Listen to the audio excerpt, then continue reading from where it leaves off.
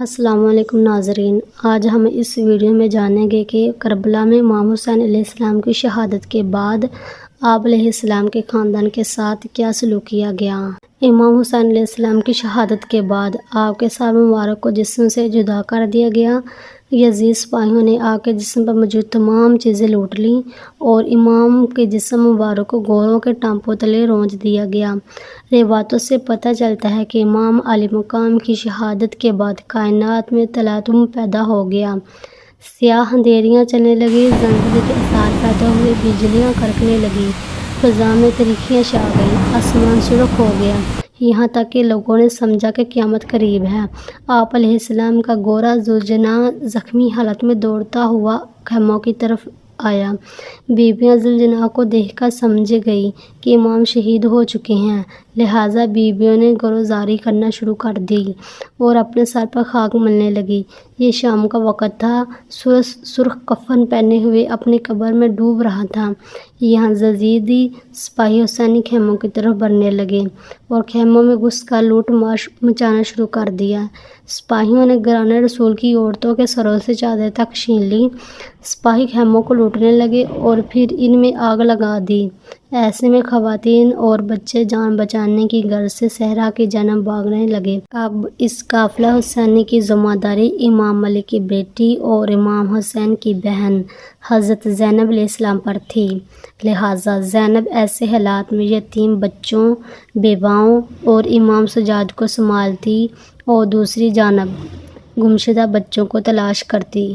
اس وقت قافلہ حسینی کے تمام مرد شہید ہو چکے تھے اور صرف امام حسین کے بیٹے امام سجاد یعنی زین العابدین موجود تھے، جو شدید بخار میں مبتلا تھے اور اتنے کمزور ہو چکے تھے کہ چلنے کی بھی صلاحیت باقی نہ رہی تھی۔ جبکہ اہل بیت کی خواتین میں امام علی کی 2 بیٹیاں زینب الکلثوم، امام حسین کی 3 بیٹیاں سکینہ، فاطمہ اور رقیہ، آپ کی زوجہ رباب اور آل رسول اور آل حسین کی کچھ کنیزیں موجود تھیں۔ امام زین العابدین نے بیان کیا کہ اللہ کی قسم ایک بار بھی ایسا نہیں ہوا کہ میری نظر میری پھوپھی زینب اور میری بہنوں پر پڑے اور میرے آنسو نہ ٹپکے ہوں۔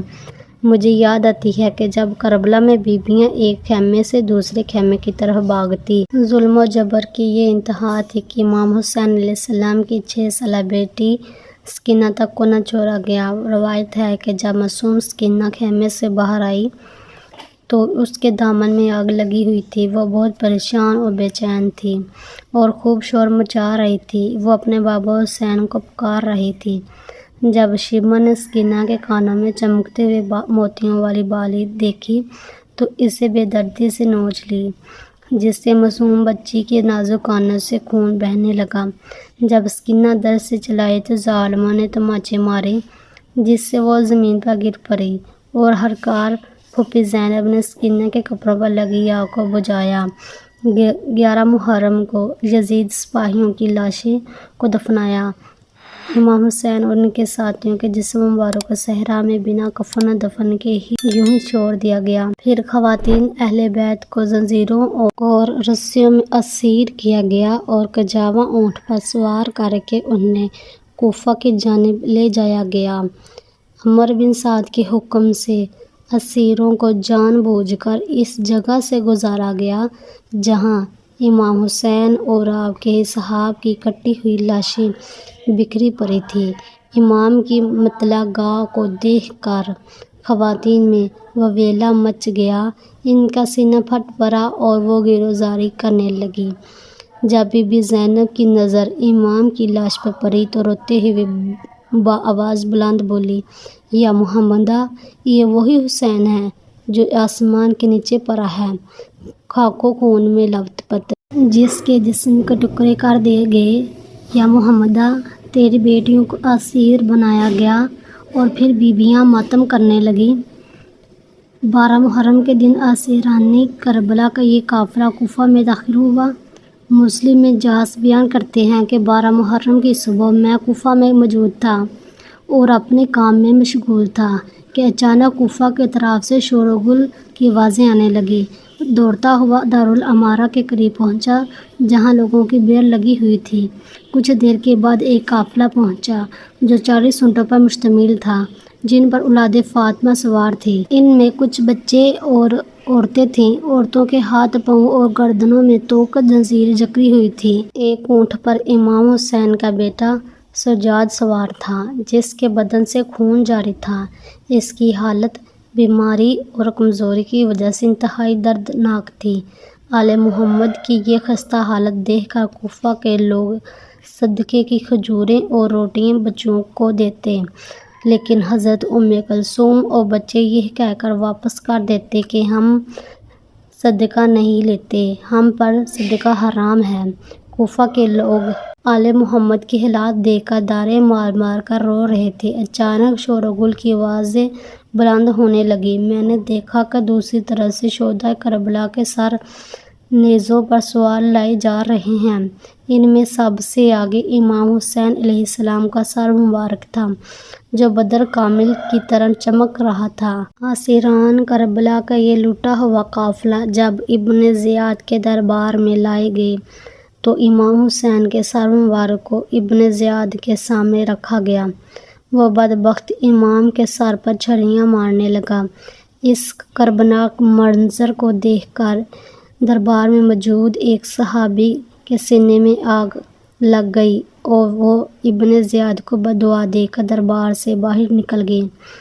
حضرت زینب حقیر لباس میں ملبوس خواتین اور کنیزوں کے ساتھ تھی اور دربار کے ایک کونے میں بیٹھی رو رہی تھی۔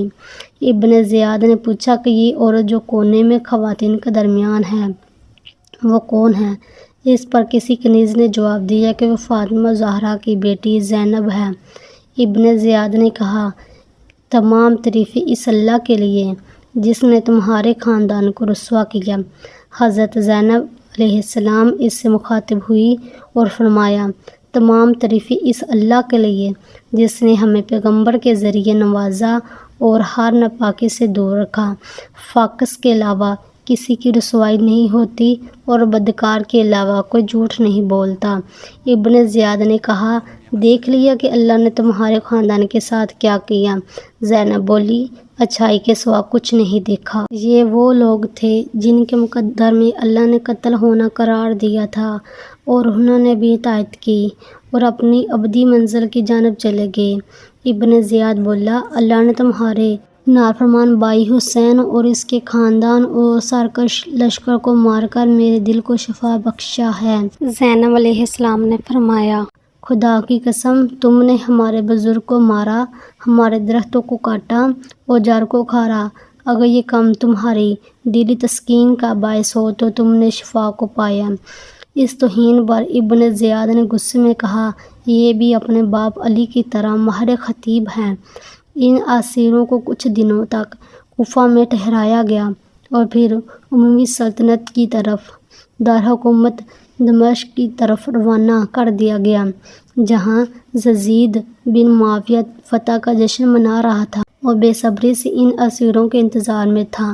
کوفہ سے دمشق ایک لمبا سفر تھا جس میں اسیران آل محمد کی گردنوں میں بکریوں کی طرح رسیاں باندھ کر چلایا گیا اور جانوروں کی طرح ہانک کر تپتے ہوئے صحرا میں انہیں چلنے پر مجبور کیا گیا۔ اگر اس دوران تھوڑی سی بھی سستی ہوئی تو انہیں مارا جاتا۔ لمبی لمبی مسافت کو طے کرنے کے بعد جب رات ہوتی تو قافلے کو کھلے صحرا میں ٹھہرایا جاتا اور صبح ہوتے ہی پھر اسیروں کا یہ قافلہ دمشق کے راستے پر چل پڑتا۔ صبح سے شام تک کے اس سفر میں اسیروں پر کیا کیا مصائب و آلام ڈھائے گئے اور اس کارواں کو کن کن مشکلات کا سامنا کرنا پڑا۔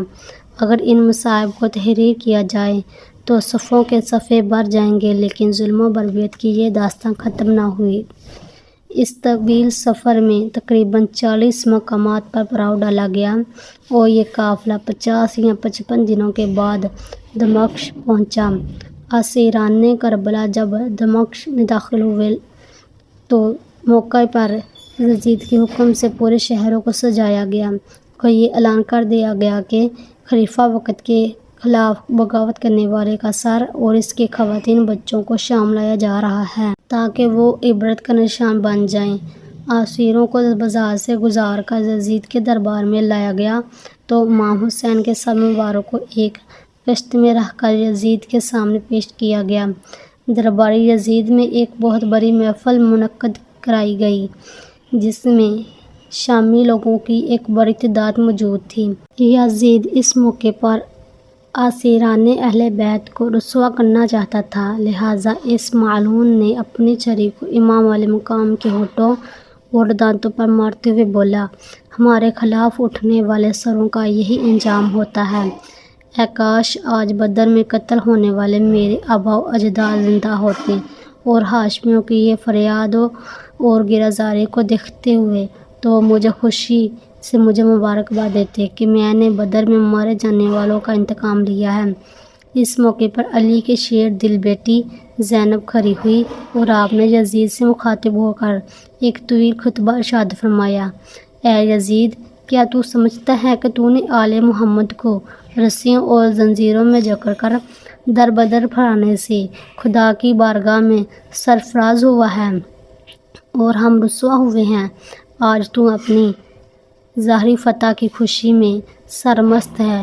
کیا تو نے خدا کا یہ فرمان بھلا دیا ہے کہ ہم نے انہیں جو مہلت دی ہے وہ ان کے لیے بہتر ہے، بلکہ ہم نے انہیں اس لیے ڈھیل دے رکھی ہے کہ وہ جی بھر کے گناہوں میں اضافہ کر لیں اور ان کے لیے خوفناک عذاب مقرر ہو چکا ہے۔ اے طلحہ کے بیٹے، تو نے اولاد رسول کے خون میں اپنے ہاتھ رنگین کیے ہیں، اب تیرے دن صرف گنتی کے رہ گئے ہیں۔ ہم اپنی مظلومیت کو اپنے خدا کے سامنے پیش کرتے ہیں اور حال حال میں اس کی عنایت اور عدل و انصاف پر ہمارا بھروسہ ہے۔ حضرت زینب نے ایک طویل خطبہ دیا اور یزید اور اس کے درباری خاموشی سے سنتے رہے۔ یہ خطبہ نہایت ہی فصیح بلیغ تھا، گویا اس خطبے میں امام علی کے بلند آواز اور جرأت بہادری کی روح موجود تھی۔ خطبے کے ختم ہونے تک یزید پسینے سے شبور ہو چکا تھا اور وہ خوف سے کانپ رہا تھا۔ اس خطبے نے یزید کی سلطنت اور امارت کی بنیاد ہلا دی اور خود اس کے دربار میں موجود اہل شام اس کے خلاف ہو گئے۔ بی بی زینب کا یہ خطبہ یہی تھا کہ جس نے بعد میں مختار سقفی اور توابین کا انقلاب لایا۔ بہرحال کچھ دنوں یزید نے اسیروں کو دمشق میں ٹھہرایا اور پھر ان خواتین کو سواریوں پر سوار کر کے مدینہ پہنچا دیا گیا۔ شہادت حسین کا سب سے بڑا سبق یہ ہے کہ ظالموں کے آگے سر نہ جھکایا جائے اور انسان اپنی خودداری اور شرف کو ظلم کی قدموں میں روندنے کے لیے نہ ڈال دے۔ رسول اللہ صلی اللہ علیہ وآلہ وسلم کی اولادوں نے اپنے لہو سے حق و باطل کی درمیان سچائی کی جو لکیر کھینچی ہے، اس نے یہ ثابت کر دیا کہ تاریخ میں وہی لوگ زندہ رہتے ہیں جو ظلم، باطل اور جابر کتوں کے سامنے سر جھکانے کے بجائے سر کٹانے کا حوصلہ رکھتے ہیں۔ اگر آپ کو ہماری ویڈیو اچھی لگی ہو تو ہمارے چینل کو زیادہ سے زیادہ سبسکرائب کیجیے گا اور ویڈیو کو لائک اور شیئر کر دیجیے گا۔